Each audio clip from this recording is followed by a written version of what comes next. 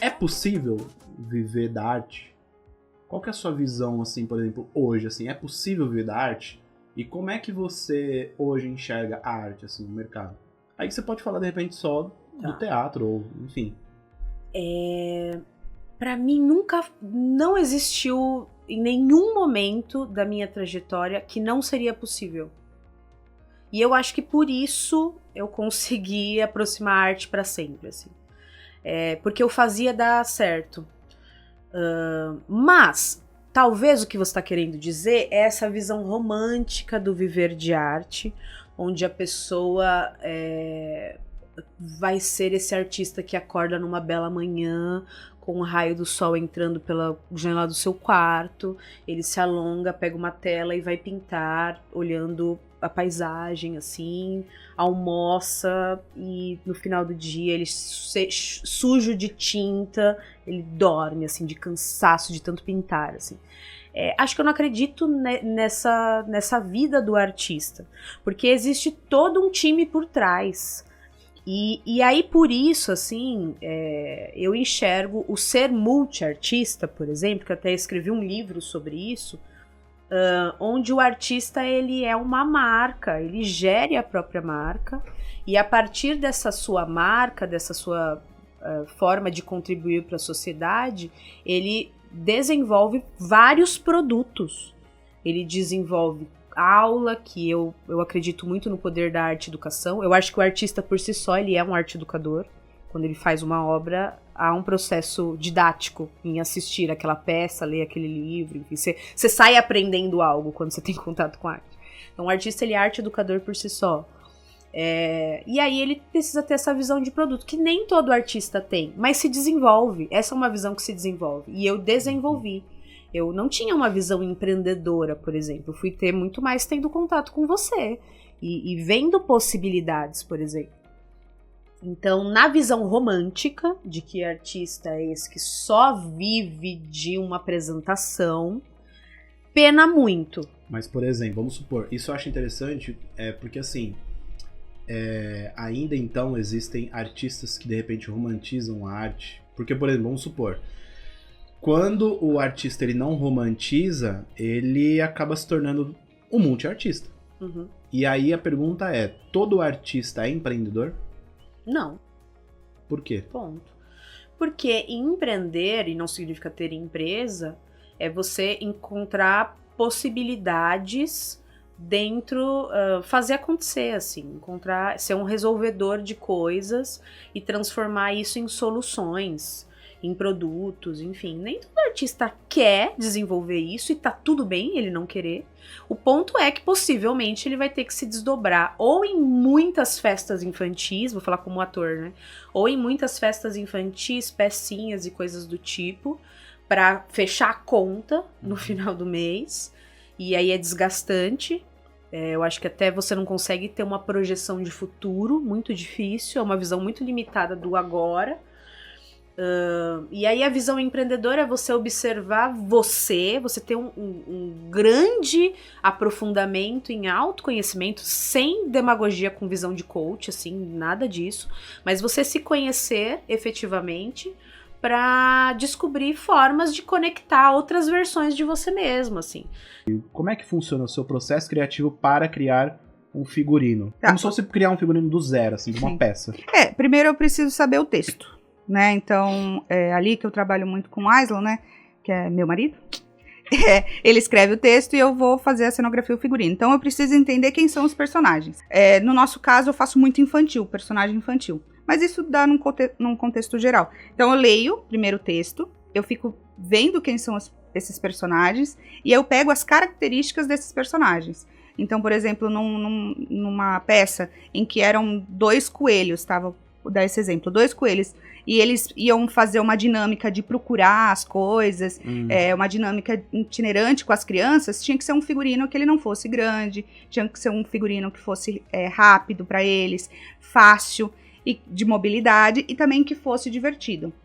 Então aí eu sempre vou pensando nessas características dos personagens. Porque na verdade não é só pensar no figurino bonito. Tem Não. que pensar na logística de, por exemplo, vamos supor, se pra você não tem a informação assim, esse personagem ele fica em pé, sentado, ele rola tal, não sei o que. Então assim, peraí, eu tenho que usar um tecido, um produto que tem essa mobilidade. E isso eu já quebrei muita cabeça. E agora, depois de muito tempo fazendo, quase 12 anos fazendo figurino, que agora eu consigo mais ter essa clareza. Porque você bate cabeça mesmo.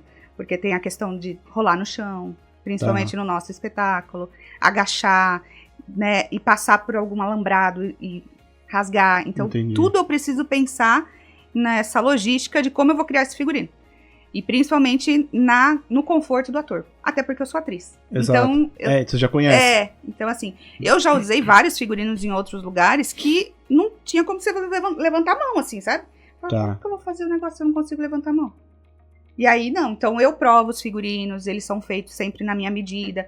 Então, por isso que eu vou lá, eu provo, eu estico, eu agacho, eu rolo, pra saber se vai dar certo. O test drive, né? Tem que ser. O test drive. Como que você analisa, na sua experiência aí, cara, isso aqui realmente não vai dar certo? Ou eu tenho que insistir mais? Como é que é pra você esse lugar, assim, tipo... Eu hoje em dia, eu tenho uma régua, né? Quando eu produzo um quadro novo, eu sempre coloco de 3 a 5 vídeos e solto. Porque, por exemplo, se eu solto um quadro hoje nós estamos numa sexta-feira, e eu soltei ele hoje, ele provavelmente não vai dar legal, porque as pessoas estão acostumadas a ver outra coisa.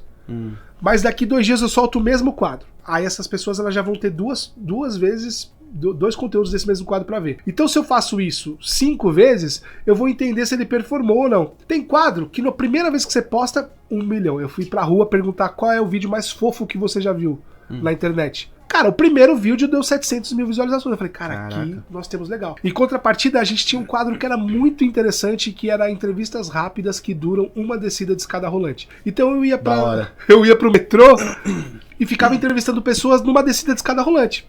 Eu gostava disso. E eu achava isso incrível.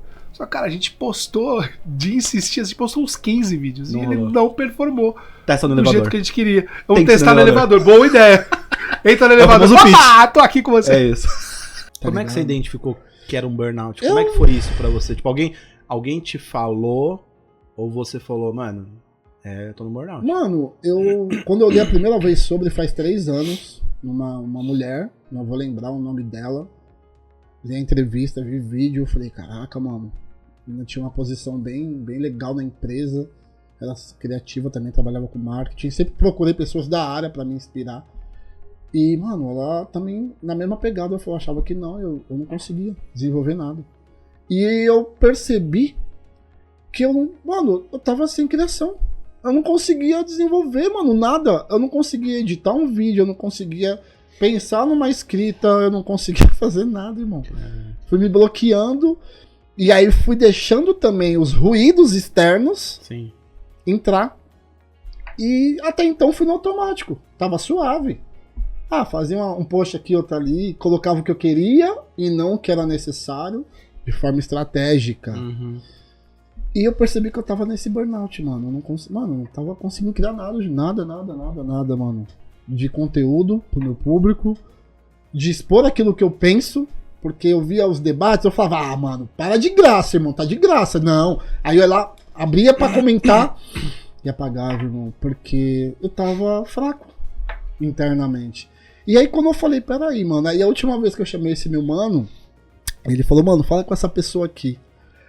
E, mano, ó que bagulho louco, irmão. Aí chamei a pessoa, tal, psicóloga. Aí eu chamei, ela me explicou.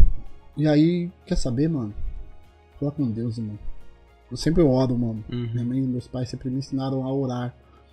Mas orar é diferente de você pedir. Tá ligado? Tem meios. E aí, passados uns dias, eu falei, mano, quer saber, mano? Deus, é o seguinte, é isso, tal. Fui orando, Júnior. E aí fui fazendo uma reflexão da minha vida atrás. Pra agora. Por que eu tô nesse ócio, tô ocioso? Por que eu não tô conseguindo dar esse passo? E aí fui me entendendo, mano, que o errado era eu e algumas pontes. E até comentei com a Monique aqui, Que quando eu aprendi a falar não, irmão, E cada vez mais, hoje, as crianças só ficam no celular. Então, assim, é o tempo todo a internet, o tempo todo a internet. Então, quando você leva um teatro de qualidade para dentro da escola, eu tô formando aquelas crianças para elas também saírem um pouco da tela, né? Exato. Para elas verem outras coisas e saírem de lá e falar, mamãe, viu um espetáculo incrível, eu quero ir no teatro. Pô, se a criança sair de lá e falar pra mãe que quer ir num teatro, eu vou ter feito minha parte. Exato. Mas, por exemplo, você sente hoje as escolas sendo receptivas com o teatro? Ou ainda é uma coisa assim, tipo, caraca, mano, eu tenho que ficar explicando a importância do teatro, Sim. entendeu? Tipo, que nem a gente na Tagarela, a grande maioria das empresas, a gente fala, o cara fala, quero fazer conteúdo. Aí você fala, beleza. E aí a gente já avança. Sim. Agora, quando a gente encontra um cliente que, tipo assim, eu tenho que ficar explicando a importância dele fazer marketing, é complicado. Isso? Nas escolas foi assim, no começo foi muito difícil, porque as escolas vinham com um esquema de teatro meio de graça, assim, né, que era através de kit, né, então uma produtora chegava lá, oferecia os kits, e aí quem pagava eram os pais, e aí tinha, em troca da venda do kit, tinha a peça de teatro. Então, quando a gente chegou oferecendo para pagar teatro, a escola que tinha que me pagar, ela falou, por que eu vou pagar teatro se eu tenho de graça? Então começou a não ter essa visão. E a gente, não, o que a gente vende é teatro mesmo. Eu não vou vender kit. Não quero vender uma caça-palavra. Eu quero vender um teatro, quero vender uma arte, quero vender um espetáculo. Então, assim, no começo foi muito difícil para tentar entender. Tanto que a gente começou a também, em algumas escolas, oferecer, tipo, uma palestra de começo de ano, onde vai eu e o Aislan, para explicar a importância do teatro. Cara, eu achei isso uma puta sacada. Né? Eu anotei aqui, porque senão eu ia esquecer. Deixa eu só abrir um parênteses numa coisa muito legal que você falou aí. Você falou assim, tipo, cara, o cara faz um vídeo ali e não quer dizer que ele é um artista. Beleza? Aí tem uma pauta que eu sempre falo com você direto, que é, por exemplo, um cara colocou uma banana na parede. Putz, ou o cara colocou... Calma, vamos entrar nesse assunto, mas eu vou linkar aqui. Sério? O cara colocou uma privada no chão. Na minha cabeça, racional, eu sempre falo, cara, qual que é a lógica disso? Aí, obviamente, é um assunto vasto aqui, tipo, mas isso é arte. Assim, se torna arte quando aquilo tem um significado ou não? Quando tem uma proposta, um significado, aquilo é arte. Se há um manifesto e uma proposta estética dentro, e aí vou falar, um recorte contemporâneo de arte, que não se limita no objeto final, e sim no discurso da motivação dele ter feito aquilo, sim, é uma obra de arte. Ok. Quando um artista, ele cria um vídeo, tô falando de vídeo arte, na internet, se tem essas mesmas características, uma proposta, um significado, também pode ser considerado arte? Ou se tiver um manifesto, uma proposta por trás e preencher esse checklist, assim, né? Tem uma proposta, um manifesto, um formato, há uma mensagem embutida no fazer pensar quando se conecta com o público, porque isso é muito importante. Aí agora você abriu a cabeça da arte educadora. A arte não é o objeto. A arte, ela se faz arte quando se conecta. Então, a arte, ela existe, imagina que eu sou um artista, eu fiz este microfone. E aí, você que é o espectador, está se conectando agora com o meu objeto, aqui se faz arte, e não o objeto. O objeto não é arte. A banana colada na parede, o mictório do Duchamp, não é arte, o objeto em si. Mas, quando você se revolta... Pô, isso é arte, aí, porque é aí que ele tá querendo provocar. Mexeu com alguém. A discussão, obviamente, da banana é uma discussão coletiva sobre o mercado da arte. Sobre um objeto orgânico que ele vai apodrecer aos olhos das pessoas, a banana vai apodrecer e as pessoas pagam milhões por aquilo. Essa é a discussão. Sim. E o Duchamp também, ele tava no início ali também do século XX, falando sobre um movimento que era essa entrada do cinema na vida das pessoas e uma massificação, uma reprodutibilidade técnica, e aí agora fui bem profunda, sobre o mercado da arte, assim. Ele também, a criação Era como dele se não fosse foi uma uma crítica. criação. Ele não criou nada. Ele foi numa loja, ele foi encomendado para ele, essa história desse objeto, né, do mictório. Ele foi encomendado para ele uma exposição, ele não tinha obra, a exposição era super próxima à data, ele não tinha o que fazer. Ele foi numa loja de antiquários, viu esse objeto, assinou e colocou na exposição.